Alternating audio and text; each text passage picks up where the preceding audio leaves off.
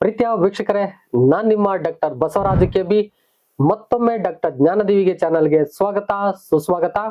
ಇವತ್ತು ಮತ್ತೊಂದು ಚಾಪ್ಟರ್ ನ ತೆಗೆದುಕೊಂಡು ನಿಮ್ಮೊಟ್ಟಿಗೆ ಬಂದಿದ್ದೀನಿ. ಅದು ಕನಸಿನೊಳಗೊಂದು ಕನಸು. ದತ್ತಾತ್ರೇಯ ರಾಮಚಂದ್ರ ಬೇಂದ್ರೆ ಅವರ ಈ ಒಂದು ಕವನ ಒಂದು ಅದ್ಭುತವಾದ ಕವನ ಆಗಿದೆ.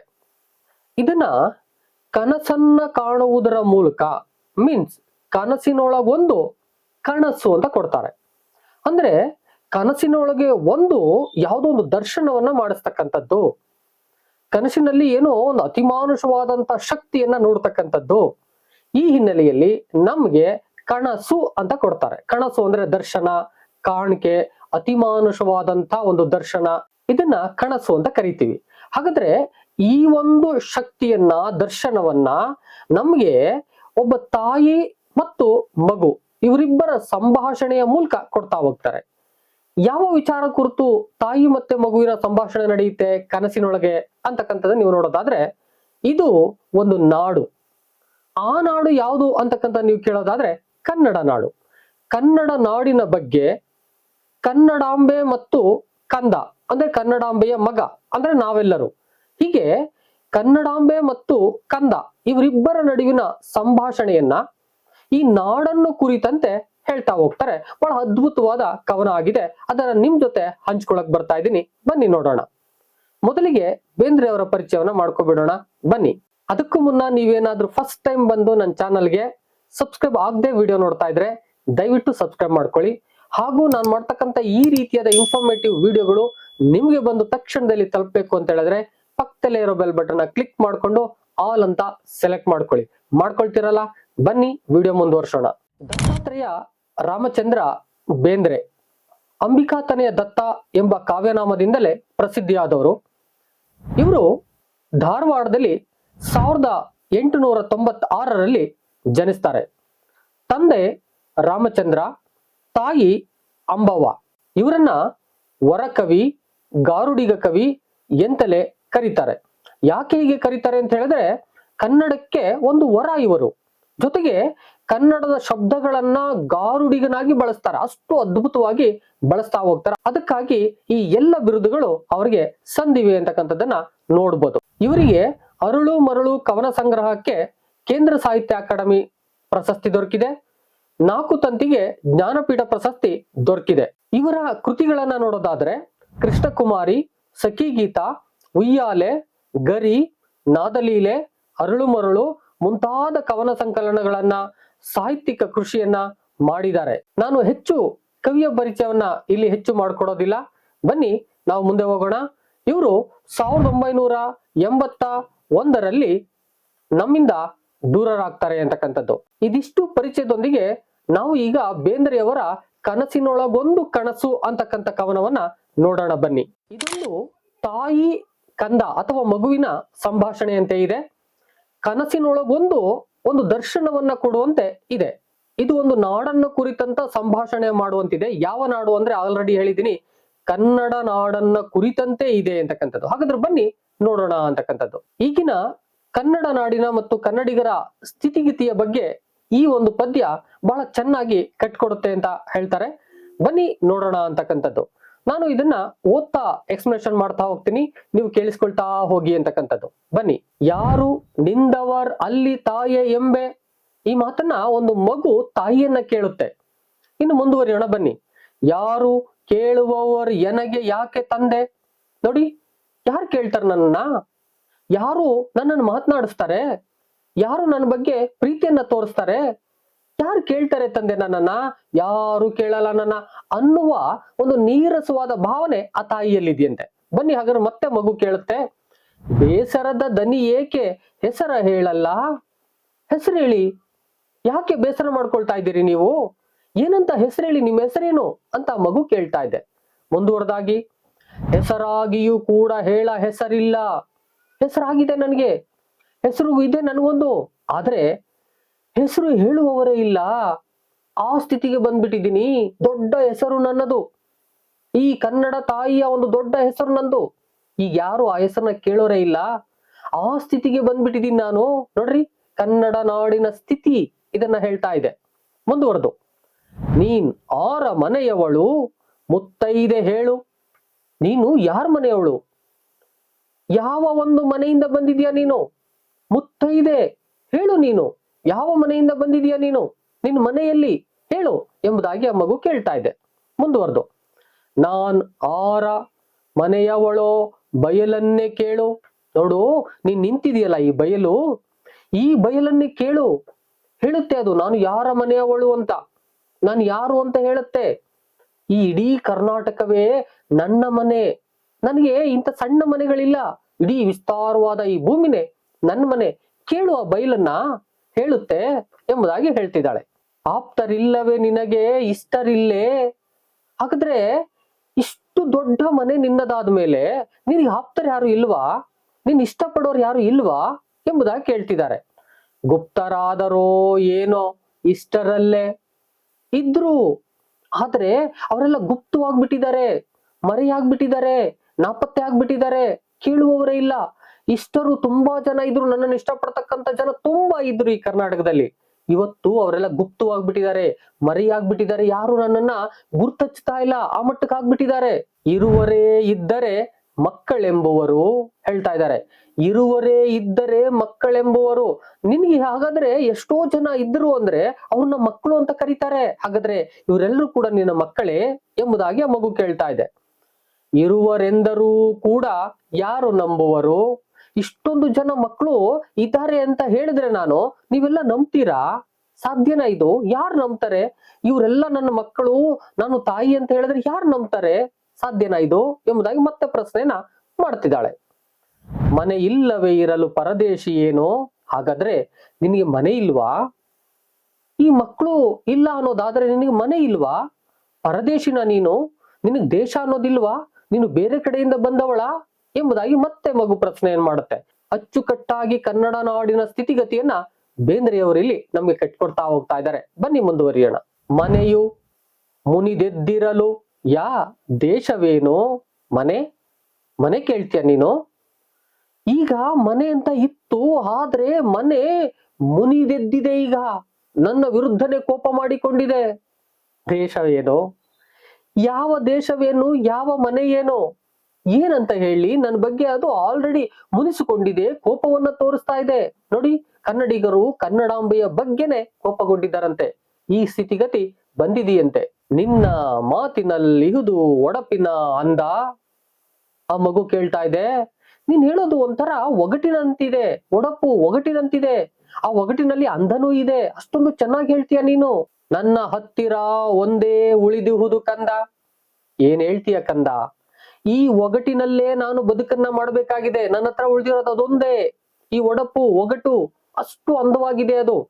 ಅಷ್ಟರಲ್ಲೇ ನಾನು ಜೀವನ ಮಾಡ್ಬೇಕಾಗಿದೆ, ಇನ್ನೇನು ನನ್ನ ಹತ್ರ ಉಳಿದಿಲ್ಲ ಕಂದ ಎಂಬುದಾಗಿ ಆ ತಾಯಿ ಹೇಳ್ತಾ ಇದ್ದಾರೆ. ರಾಜಮುಖಿ ನಿನ್ನಲ್ಲಿ ರಾಜ ಕಳೆಯುವುದು. ನಿನ್ನ ನೋಡಿದ್ರೆ ರಾಜಮುಖಿ ನೀನು, ರಾಜ ಕಳೆ ಇದೆ ನಿನ್ನಲ್ಲಿ, ಅಂತ ಒಂದು ತೀಕ್ಷ್ಣವಾದಂತ ಕಳೆ ಇದೆ, ಶಕ್ತಿ ಇದೆ ನಿನ್ನಲ್ಲಿ. ನನ್ಗೆ ಅನ್ನಿಸ್ತಾ ಇದೆ ನಿನ್ನ ನೋಡಿದ ತಕ್ಷಣದಲ್ಲಿ ನೀನು ಒಬ್ಬ ರಾಜನಂತೆ ತೋರ್ಪಡಿಸ್ತಾ ಇದೀಯಾ, ಈ ಒಂದು ನಾಡಿನ ರಾಣಿಯಂತೆ ಕಂಗೊಳಿಸ್ತಾ ಇದೀಯಾ. ಖಂಡಿತ ನಿನ್ನಲ್ಲಿ ಆ ಕಳೆ ಇದೆ ಎಂಬುದಾಗಿ ಆ ಮಗು ಹೇಳ್ತಾ ಇದೆ. ಸಹಜ ಮಾದರು ಪಕ್ಷವಿದು ಒದ್ಯಬಹುದು. ಸತ್ಯ ಅಂದ್ರೆ ಸಹಜ ಮಾದರು ಅಂದ್ರೆ ಸತ್ಯವಾದದ್ದು. ನೀನ್ ಹೇಳೋದು ಸತ್ಯವಾದ ಮಾತೆ, ಆದರೆ ಪಕ್ಷವು ಇದು ಒದ್ಯಬಹುದು. ಈ ಒಂದು ರಾಜಕಳೆ ನನ್ಗಿದ್ರು ಕೂಡ ನನ್ನನ್ನ ಒಪ್ತಾ ಇಲ್ವಲ್ಲ ಯಾರು ಕೂಡ. ಒದ್ಯ ಇದು ಎಲ್ರಿಗೂ ಕೂಡ ಇದು ಬೇಡ ಅಂತ ಅನಿಸ್ಬಿಟ್ಟಿದೆ. ನನ್ನನ್ನ ಈ ಒಂದು ರಾಜ್ಯದ ರಾಣಿಯನ್ನಾಗಿ ನೋಡ್ತಕ್ಕಂಥದ್ದು, ಈ ಒಂದು ರಾಜ ದರ್ಬಾರಿನಲ್ಲಿ ನೋಡ್ತಕ್ಕಂಥದ್ದು ಬೇಡ ಅಂತ ಅನಿಸ್ಬಿಟ್ಟಿದೆ, ಒದ್ಯ ಆಗ್ಬಿಟ್ಟಿದೆ ಎಲ್ರಿಗೂ ಕೂಡ. ಯಾವುದಾದರೂ ನಾಡದೇವಿಯೇ ನೀನು? ಮತ್ತೆ ಆ ಮಗು ಕೇಳ್ತಾ ಇದೆ. ಹಾಗಾದ್ರೆ ನೀನು ಯಾವುದಾದ್ರೂ ನಾಡಿನ ದೇವಿಯೇ ನೀನು? ಭಾವುಕರ ಕಂಗಳಿಗೆ ದೇವಿಯೇ ನಾನು? ಹೌದು ಹೌದು ಕಂದ, ಯಾರು ಭಾವನಾತ್ಮಕವಾಗಿ ನನ್ನನ್ನ ನೋಡ್ತಾರೋ ಅವ್ರಿಗೆ ನಾನು ದೇವಿಯೇ ಆಗ್ತೀನಿ. ಭಾವನಾತ್ಮಕವಾಗಿ ನೋಡಿಲ್ಲ ಅಂದ್ರೆ ನನ್ನನ್ನ ಕಡೆಗಣಿಸ್ತಾರೆ. ಆ ದಿಸೆಯಿಂದಾಗಿ ನಾನು ಭಾವನಾತ್ಮಕವಾಗಿ ನೋಡಿದರೆ ಅದೊಂದು ದೇವಿಯೇ ಆಗಿದ್ದೇನೆ, ಕನ್ನಡಾಂಬೆಯೇ ಆಗಿದ್ದೇನೆ ಎಂಬುದಾಗಿ ಹೇಳ್ತಾ ಇದ್ದಾರೆ. ಈಗ ಬಂದಿಹುದೇಕೆ? ಏನು ಬೆಸನ? ಹಾಗಾದ್ರೆ ನೀನೀಗ ಬಂದಿರುವ ಕಾರ್ಯ ಏನು? ಬೆಸನ ಕಾರ್ಯ ಏನು? ಅದು ಯಾವ ಕಾರ್ಯಕ್ಕಾಗಿ ಇಲ್ಲಿಗೆ ಬಂದಿದೀಯಾ? ಯೋಗವಿಲ್ಲದೆ ತಿಳಿಯದ್ ಎನ್ನ ವ್ಯಸನ. ನಾನು ಬಂದಿದ್ದೀನಿ, ನಾನು ಕಾರ್ಯವನ್ನ ಮಾಡೋದಕ್ಕೆ ಬಂದಿದ್ದೇನೆ. ಆದ್ರೆ ಯೋಗ ಇದ್ದವ್ರಿಗೆ ಮಾತ್ರ ಈ ಒಂದು ನನ್ನ ಚಟುವಟಿಕೆ ಆರ್ ಹವ್ಯಾಸ ತಿಳಿಯುತ್ತದೆ. ವ್ಯಸನ ಮೀನ್ಸ್ ಹವ್ಯಾಸ ತಿಳಿಯುತ್ತದೆ. ಯೋಗ ಇಲ್ಲ ಅಂದ್ರೆ ನಿಮ್ ಯಾರಿಗೂ ಅರ್ಥ ಆಗಲ್ಲ. ಯೋಗ ನಿಮಗೆ ಇರಬೇಕು ಎಂಬುದಾಗಿ ಆ ತಾಯಿ ಹೇಳ್ತಾ ಇದ್ದಾಳೆ. ಹಾದಿ ಯಾವುದು ಹೇಳು, ಯಾವ ಯೋಗ? ಮತ್ತೆ ಆ ಕಂದ ಕೇಳ್ತಾ ಇದೆ, ಹಾದಿ ಯಾವುದು, ಅದನ್ನ ಪಡೆದುಕೊಳ್ಳುವ ರೀತಿ ಎಂತದ್ದು, ಆ ಯೋಗ ಯಾವುದು ಹೇಳು ತಾಯಿ ಎಂಬುದಾಗಿ ಕೇಳ್ತಾ ಇದೆ. ಆದಿ ಅಂತವೂ ಇಲ್ಲದಂತ ತ್ಯಾಗ. ಇದಕ್ಕೆ ಆದಿ ಅನ್ನೋದಿಲ್ಲ, ಅಂತ್ಯ ಅನ್ನೋದಿಲ್ಲ, ಅಂತ ಒಂದು ತ್ಯಾಗ ಇದು. ತ್ಯಾಗ ಮಾಡಿದರೆ ಮಾತ್ರ ಸಿಗುವಂತ ಯೋಗ ಇದು. ಆ ದಿಸೆಯಿಂದಾಗಿ ಅದನ್ನ ನೀವು ಪಡೆದುಕೊಳ್ಳಬೇಕು, ಆಗಷ್ಟ ಮಾತ್ರ ನಿಮಗೆ ಅದು ಲಭಿಸುತ್ತದೆ ಎಂಬುದಾಗಿ ಹೇಳ್ತಾ ಇದ್ದಾಳೆ. ಬೇಡ ಬಂದಿಹೇ ಏನೋ ಏನಾದರೊಂದು, ಆ ಮಗು ಕೇಳ್ತಾ ಇದೆ. ಹಾಗಾದ್ರೆ ನೀನು ಏನೋ ಬೇಡೋದಕ್ಕೆ ಬಂದಿರೋ ಹಾಗಿದೆ, ಏನಾದ್ರೂ ಕೇಳೋಕ್ ಬಂದಿದೀಯಾ, ಏನಾದ್ರೂ ಬೇಕಾಗಿತ್ತಾ ಎಂಬುದಾಗಿ ಮಗು ಕೇಳ್ತು. ಬೇಡಿದರೆ ಬೇಡಿದುದ ಕೊಡುವೆಯಾ ಇಂದು, ನಾನ್ ಬೇಡ್ತೀನಿ, ನೀನ್ ಕೊಡ್ತೀಯಾ, ಸಾಧ್ಯವಿದೆಯಾ ನಿನಗೆ? ಹೌದು ಕೊಡುವೆನು ಎಂದು ನಾನ್ ಎನ್ನಬಹುದೇ? ಹೌದು ಕೊಡುವೆನು ಅಂತ ಅನ್ಬಹುದಲ್ವಾ, ಕೊಡ್ಬೋದಲ್ವಾ ನಾನು ನೀನ್ ಕೇಳಿದ್ರೆ? ಅದಕ್ಕೆ ಆ ತಾಯಿ ಹೇಳ್ತಾಳೆ, ಬಹುದು ಗಿಹುದಿನ ಶಂಕೆ ವೀರನಹುದೇ. ಬಹುದು ಆಗಬಹುದು, ಈ ತರದ ಬಹುದು ಅಂತಕ್ಕಂಥದ್ದು ಇದೆಯಲ್ಲ, ಇದು ಅನುಮಾನ ಶಂಕೆ ಆಗೋದಿಲ್ಲ ಅಲ್ಲಿ ಕೆಲ್ಸ. ವೀರನ ಲಕ್ಷಣವೂ ಅಲ್ಲ ಅದು. ಕೊಡುವುದಿದ್ದರೆ ಕೊಡುತ್ತೇನೆ ಎನ್ನಬಹುದು, ಕೊಡಬಹುದು ಎನ್ನಬಹುದು. ಹೌದು ಬಹುದು ಅದು ಫಲವಿಲ್ಲ, ಪ್ರಯೋಜನವಿಲ್ಲ. ವೀರನ ಒಂದು ರೀತಿ ಅಂದ್ರೆ ಕೊಡುತ್ತೇನೆ ಎನ್ನುವುದು. ಹಾಗಿದ್ದರೆ ಹೇಳು ಎಂಬುದಾಗಿ ಆ ತಾಯಿ ಕೇಳ್ತಿದ್ದಾಳೆ. ಹಿಂಜರಿವ ಅಂಜಿಕೆಯು ಹಿಡಿದಿದುದು ಕೈಯ. ಅದಕ್ಕೆ ಆ ಮಗು ಕೇಳ್ತಾ ಇದೆ, ನಾನು ಕೊಡ್ಬೇಕು ಅಂತ ಅನ್ಸುತ್ತೆ, ಆದ್ರೆ ನನ್ಗೊಂದು ಹಿಂಜರಿಕೆ ಇದೆ, ಆ ಒಂದು ಭಯ ಇದೆ ನನ್ಗೆ, ಅದು ಹಿಡ್ಕೊಬಿಟ್ಟಿದೆ. ಕೈ ಹಿಂಜರಿಕೆ ಅನ್ನೋ ಒಂದು ಭಯ ನನ್ನನ್ನ ಹಿಡ್ಕೊಬಿಟ್ಟಿದೆ, ಮುಂದಕ್ಕೆ ಬಿಡ್ತಾನೆ ಇಲ್ಲ, ಕೊಡಕ್ ಆಗ್ತಾನೆ ಇಲ್ಲ ನಾನು. ಕನ್ನಡಿಗರ ಸ್ಥಿತಿ ಇಷ್ಟೇ ಆಗಿದೆ. ಏನಾದ್ರೂ ಮಾಡ್ಬೇಕು, ಈ ಕನ್ನಡ ನಾಡಿಗೆ ಏನಾದ್ರೂ ಮುಂದುವರಿಬೇಕು ಅಂತ ಹೇಳಿದ್ರೆ ಅವರೆಲ್ಲ ಯಾವುದೋ ಒಂದು ಕಟ್ಟಳೆಯಲ್ಲಿ ಕಟ್ಟಾಕೋಬಿಟ್ಟಿದ್ದಾರೆ. ನೋಡಿ, ಕನ್ನಡ ನಾಡು ನುಡಿಯ ವಿಚಾರ ಬಂದಂತ ಸಂದರ್ಭದಲ್ಲಿ ಎಲ್ಲರೂ ಕೂಡ ಹೇಳ್ತಾ ಹೋಗ್ತೀವಿ. ಅದರಲ್ಲಿ ಕೆಲವು ಜನ ನವೆಂಬರ್ ಕನ್ನಡಿಗರಾಗ್ಬಿಟ್ಟಿದ್ದಾರೆ. ಕನ್ನಡದ ವಿಚಾರವನ್ನ ಮಾತನಾಡೋದು ಎಲ್ಲೋ ಒಂದ್ ಕಡೆ ನವೆಂಬರ್ ನಲ್ಲಿ ಅನ್ನುವಂತಾಗ್ಬಿಟ್ಟಿದೆ. ಇಡೀ ನಾಡಿನ ಸುತ್ತ ಬೇರೆ ಭಾಷೆಗಳು ಬಂದು ಒತ್ತಿಕ್ಕಿವೆ. ಇಡೀ ನಾಡನ್ನ ಬೇರೆ ನಾಡಿನವರು ಬಂದು ಎಲ್ಲೋ ಒಂದು ಕಡೆ ಸೇರ್ತಾ ಇದ್ದಾರೆ. ನಾಡಿನಲ್ಲಿ ನಾಡಿನ ಒಂದು ಸಭ್ಯತೆ ಅಂತಕ್ಕಂಥದ್ದು, ನಾಡು ನುಡಿಯ ಸಭ್ಯತೆ ಅಂತಕ್ಕಂಥದ್ದು, ನಾಡಿನ ಸಂಸ್ಕೃತಿ ಅಂತಕ್ಕಂಥದ್ದು ಅಲ್ಲಿ ಅಲ್ಲಿ ಹೋಗ್ತಾ ಇದೆ. ಬೇರೆ ಭಾಷೆಗಳು ಒತ್ತಿಕ್ಕಿವೆ.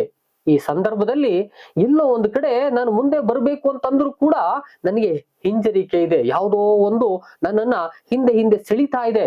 ನೋಡ್ರಿ, ಬೇರೆ ಭಾಷೆಯ ವ್ಯಾಮೋಹಗಳು, ಬೇರೆ ಸಂಸ್ಕೃತಿಯ ವ್ಯಾಮೋಹಗಳು ಎಲ್ಲೋ ಒಂದು ಕಡೆ ನಮ್ಮ ಈ ಎಲ್ಲ ಸಂಸ್ಕೃತಿಯನ್ನ ಮುಂದುವರಿಸು ಬಿಡ್ತಾ ಇಲ್ಲ. ಯಾರೊಬ್ರು ಬಂದು ಒತ್ತಡ ಇರ್ತಿದ್ದಾರೆ. ಬಹುತೇಕವಾಗಿ ನಾವು ಕನ್ನಡ ಶಾಲೆಯನ್ನ ಸೇರೋದಕ್ಕೆ ಅಂತ ಹೇಳಿದ್ರೆ ಎಲ್ಲೋ ಒಂದು ಕಡೆ ಹಿಂದೇಟಾಗ್ತೀವಿ, ಇಂಗ್ಲಿಷ್ ಶಾಲೆಗಳನ್ನೇ ಸೇರ್ಬೇಕು ಅಂತೀವಿ. ಹಾಗೆ ಆ ಮಗು ಹೇಳ್ತಾ ಇದೆ, ನನ್ನನ್ನು ಯಾರೋ ಬಂದು ಸೆಳೆದಂತಿದೆ ಎಂಬುದಾಗಿ ಹೇಳ್ತಾ ಇದೆ. ಅದಕ್ಕೆ ತಾಯಿ ಹೇಳ್ತಾಳೆ, ಮುಂಜರಿವ ಹುರುಪಿನೊಡ ಮುಂದೆ ಬಾರಯ್ಯ. ಹಿಂಜರಿಕೆ ಬೇಡ, ಮುಂದುವರಿಯ ಹುರುಪಿನೊಡನೆ ನೀನು ಬಾ. ಆ ಹುರುಪು ನಿನಗಿದ್ದರೆ ನೀನು ಗೆಲ್ಲುತ್ತೀಯೇ. ಹಿಂಜರಿದರೆ ಏನನ್ನು ಪಡ್ಕೊಳ್ತೀಯ ನೀನು? ಬಿಡು, ಈ ಹಿಂಜರಿಕೆಯನ್ನ ಬಿಟ್ಟು ಮುಂದುವರಿಯುವ ಒಂದು ಹುರುಪಿನಲ್ಲಿ ಬಾ, ನಿನ್ ಕೆಲ್ಸ ಆಗ್ತದೆ. ನಾನು ಏನಾದ್ರೂ ಕೊಡ್ತೀನಿ ಅಂತ ಮುಂದೆ ಬಾ, ಸಾಧ್ಯ ಆಗ್ತದೆ. ಈ ನಾಡಿಗಾಗಿ ನೀನೇನಾದ್ರೂ ಅರ್ಪಿಸು, ಇದು ಸಾಧ್ಯ ಆಗ್ತದೆ ಅಂತಕ್ಕಂಥದನ್ನ ಆ ತಾಯಿ ಹೇಳ್ತಾ ಇದ್ದಾಳೆ. ಇಲ್ಲ ಎನ್ನಲಾರೆ ನಾನ್ ಅಹುದು ಎನ್ನಲಮ್ಮ. ಇಲ್ಲ ಅನ್ನೋಕ್ಕಾಗೋದಿಲ್ಲ. ನಾನು ಅಹುದು ಎನ್ನಲೆ, ನಾನು ಕೊಡ್ತೀನಿ ಅಂತ ಹೇಳಲ್ಲ, ಇಲ್ಲ ಅನ್ನೋದಕ್ಕೆ ನನ್ನ ಕೈಲಿ ಆಗ್ತಾ ಇಲ್ಲ. ನಾನು ಏನಾದ್ರೂ ಕೊಡ್ಬೇಕು ಅಂತ ಅನ್ನಿಸ್ತಾ ಇದೆ, ಕೊಡ್ಲೇಬೇಕು ಅಂತ ಆ ಮಗು ಹೇಳ್ತಾ ಇದೆ. ಬಲ್ಲವರು ದೈವವನ್ನು ಪರಕಿಸುವರ್ ಒಮ್ಮೆ. ನೋಡ್ರಿ, ಗೊತ್ತಿದ್ದವರು ತಿಳಿದವರು ದೈವವನ್ನು ಪರೀಕ್ಷಿಸ್ತಾರಂತೆ. ಆ ದಿಸೆಯಿಂದಾಗಿ ಬಲ್ಲವರು ಪರೀಕ್ಷಿಸ್ತಾರೆ. ಆ ದಿಸೆಯಿಂದಾಗಿ ನೀನು ಮುಂದೆ ಬಾ, ನಿನಗೆ ಈ ಪರೀಕ್ಷೆಯಲ್ಲಿ ಗೆಲ್ಲುವಂತೆ ಆಗ್ತದೆ, ಮುಂದೆ ಬಾ. ಈ ಒಂದು ನಾಡಿನ ಪರೀಕ್ಷೆಯಲ್ಲಿ ನೀನು ಮುಂದೆ ನಿಲ್ತೀಯ, ಮುಂದೆ ಬರುವಂತೆ ನೀನು ಪ್ರಯತ್ನವನ್ನು ಮಾಡು ಎಂಬುದಾಗಿ ಹೇಳ್ತಿದ್ದಾಳೆ. ಚಂಡಿ ಚಾಮುಂಡಿ ಪೇಳ್ ಬೇಕಾದುದನ್ನು ಕೇಳು. ಹಂಗಂದ ತಕ್ಷಣದಲ್ಲಿ ಈ ಒಂದು ಕಂದ, ಈ ಒಂದು ಮಗು ಹುರುಪಿನಿಂದ, ಓ ಚಂಡಿಯೇ, ಚಾಮುಂಡಿಯೇ, ಉಗ್ರವ ದೇವಿ ಆಗ್ಬಿಟ್ಟೆ ನೀನು, ಕೇಳು ಏನ್ ಬೇಕು ಕೇಳು, ನಾನು ಕೊಡ್ತೀನಿ ಎಂಬುದಾಗಿ ಹುರುಪಿನಿಂದ ಈ ಮಗು ಬರುತ್ತೆ ಅಂತಕ್ಕಂಥದ್ದು. ಎಲ್ಲವೂ ಕನಸಿನಲ್ಲಿ ನಡೆಯುತ್ತಿದೆ. ಬನ್ನಿ ಮುಂದುವರೆದು. ಗಂಡಸಾದರೆ ನಿನ್ನ ಬಲಿ ಕೊಡುವೆ ಏನು, ಕೇಳೇ ಬಿಟ್ಟಳು ಆ ದೇವಿ. ನೀನು ವೀರನಾದರೆ, ಗಂಡಾದರೆ, ಗಂಡದೆ ಉಂಟಾದರೆ ನಿನಗೆ ನಿನ್ನ ಬಲಿಯನ್ನೇ ಕೊಡುವೆಯಾ? ಈ ನಾಡಿನ ಉದ್ಧಾರಕ್ಕೆ, ಈ ನಾಡಿನ ಶ್ರೇಯಸ್ಸಿಗೆ ನಿನ್ನ ಬಲಿ ಬೇಕಾಗಿದೆ, ಕೊಡುವೆಯಾ ಎಂಬುದಾಗಿ ಆ ದೇವಿ ಕೇಳ್ತಾ ಇದ್ದಾಳೆ. ಅದಕ್ಕೇನು ಉತ್ತರ ಬರುತ್ತೆ ನೋಡೋಣ. ಮನವು ನಡುಗಿತು, ತನವು ನವಿರಿಗೊಳಗಾಯ್ತು. ತಕ್ಷಣದಲ್ಲಿ ಮನ ನಡುಗ್ಬಿಡ್ತು. ಏನು, ಬಲಿನ, ನನ್ನ ಬಲಿ ಆಗ್ಬೇಕಾ? ತಕ್ಷಣದಲ್ಲಿ ಎಂಥ ಒಂದು ಬಲಿ ಇದು, ಎಂತಹ ತ್ಯಾಗವಿದು, ನಾಡಿಗಾಗಿ ನನ್ನನ್ನ ಅರ್ಪಿಸಿಕೊಳ್ಳುವುದು ಎಂತಹ ತ್ಯಾಗವಿದು, ನವಿರಾದ ಒಂದು ಮನಸ್ಥಿತಿ ಉಂಟಾಗ್ತು. ಜೊತೆಗೆ ಭಯ, ಈ ನವಿರು ಎರಡು ಕೂಡ ಒಮ್ಮೆಲೆ ಆ ಮಗುವಿಗಾಯ್ತು. ನೆನವು ನುಗ್ಗಿತು ಹೊರಗೆ ಕಂಡೆ ಬೆಳಗಾಯ್ತು ಅಂತಕ್ಕಂಥದ್ದು. ನೆನವು, ಕನಸೋಗಿ ನನಸು ಬರ್ತೀಗ, ನನಸು ಬಂದ್ಬಿಡ್ತೀಗ, ಕಂಪ್ಲೀಟ್ ವಾಸ್ತವಕ್ಕೆ ಬಂದ್ಬಿಡ್ತು. ಅಂದ್ರೆ ಕನಸಿನಲ್ಲಿ ಇದನ್ನು ಕಾಣ್ತಾ ಇದ್ದಾಗ ಬೆಳಕಾಯಿತು. ಬೆಳಕಾದ ತಕ್ಷಣದಲ್ಲಿ ಆ ಮಗು ಎದ್ದು ನೋಡುತ್ತೆ, ಬೆಳಕು ಅದೆಲ್ಲ ಕನಸು. ಆ ದಿಸೆಯಿಂದಾಗಿ ಕನಸಿನಲ್ಲಿ ಒಂದು ಕಾಣಿಕೆಯನ್ನ, ಒಂದು ದರ್ಶನವನ್ನ, ಒಂದು ಅತಿಮಾನುಷ ದರ್ಶನವನ್ನ ಬೇಂದ್ರೆಯವರು ತಾಯಿ ಮಗು ಅಂದ್ರೆ ಕನ್ನಡ ನಾಡಿನ ದೇವತೆ ಮತ್ತು ಕನ್ನಡಿಗ ಇವರ ನಡುವಿನ ಸಂಭಾಷಣೆಯನ್ನು ಅದ್ಭುತವಾಗಿ ನಮ್ಗೆ ಕಟ್ಟಿಕೊಟ್ಟಿದ್ದಾರೆ. ಇದರಿಂದ ನಾವು ಕೂಡ ಅರ್ಥಕೋಬಹುದು, ಈ ನಾಡಿನ ಒಂದು ಶ್ರೇಯಸ್ಸಿಗೆ, ಈ ನಾಡಿನ ಜಲ ನೆಲ ರಕ್ಷಣೆಗೆ ನಾವೆಲ್ಲರೂ ಕೂಡ ಸಿದ್ಧ ಆಗಬೇಕು. ನಾವು ಸಿದ್ಧ ಆಗದೆ ಇದ್ರೆ ಎಲ್ಲೋ ಒಂದು ಕಡೆ ಈ ನಾಡನ್ನ ಉಳಿಸ್ಕೊಳಕ್ಕಾಗೋದಿಲ್ಲ. ಈ ನಾಡ ದೇವಿ ಭಯದಿಂದಲೇ ಬದುಕ್ತಾಳೆ. ಈ ನಾಡ ದೇವಿ ನಮ್ಮನ್ನ ರಕ್ಷಿಸೋದಕ್ಕೆ ಸಾಧ್ಯ ಆಗೋದಿಲ್ಲ ಅಂತಕ್ಕಂಥದ್ದನ್ನ ನಾವೆಲ್ಲರೂ ಕೂಡ ಮನಗಾಣಬೇಕು ಅಂತಕ್ಕಂಥ ಹಿನ್ನೆಲೆಯಲ್ಲಿ ಈ ಒಂದು ಪದ್ಯವನ್ನ ನಮ್ಗೆ ಕೊಡ್ತಾರೆ. ಇವತ್ತಿನ ಈ ಪದ್ಯದ ಸಾರ ಇಷ್ಟ ಆಗಿತ್ತು. ಈ ವಿಡಿಯೋ ನಿಮ್ಗೆ ಲೈಕ್ ಆಗಿರುತ್ತೆ ಅಂತ ಅನ್ಕೋತೀನಿ. ಒಂದು ಲೈಕ್ ಮಾಡೋದನ್ನ ಮರಿಬೇಡಿ. ಜೊತೆಗೆ ಏನ್ ಅನ್ನಿಸ್ತು ಕಾಮೆಂಟ್ ಮಾಡೋದನ್ನ ಮರಿಬೇಡಿ. ಮತ್ತೆ ಯಾವ ಚಾಪ್ಟರ್ ನಿಮಗೆ ಬೇಕು ಅನ್ನೋದನ್ನ ಕಾಮೆಂಟ್ ಮಾಡಿ ತಿಳಿಸಿ. ನಾನು ಆ ಚಾಪ್ಟರ್ನ ನಿಮ್ಗೆ ಹೇಳ್ಕೊಡ್ತೇನೆ. ಜೊತೆಗೆ ಈ ವಿಡಿಯೋ ಎಷ್ಟೋ ಜನಕ್ಕೆ ಬೇಕಾಗತ್ತೆ, ಶೇರ್ ಮಾಡ್ತೀರಾ ಅಂತ ಅನ್ಕೊಳ್ತಾ ಇವತ್ತಿನ ವಿಡಿಯೋನ ಇಲ್ಲಿಗೆ ಮುಗಿಸ್ತಾ ಇದ್ದೀನಿ. ಮತ್ತೊಂದು ವಿಡಿಯೋ ಜೊತೆ ನಿಮ್ಮೊಟ್ಟಿಗೆ ಬರ್ತೀನಿ. ಅಲ್ಲಿವರೆಗೆ thank you and all, love you all. Video ನೋಡಿದ ಪ್ರತಿಯೊಬ್ಬರಿಗೂ ಕೂಡ ಅನಂತ ಧನ್ಯವಾದಗಳು.